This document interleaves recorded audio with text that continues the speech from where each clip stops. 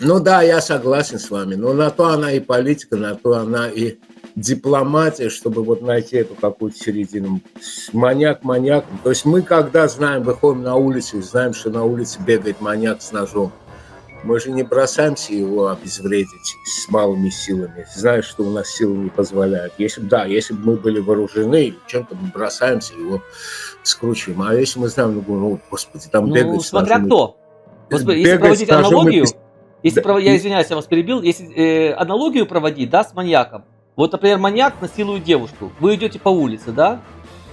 3 человека пройдут, а один нет, не пройдет. Вы Несмотря меня на то, что убили, да. Да, вы меня доконали, все правильно, в смысле. Безумству храбрых поем мы песни. То есть он умрет, но он защитит девушку. Это правильно. Это хлопать хочется, но ну, не знаю. Я на это не готов. То есть, как это, вот честно вам говорю, я бы не знаю.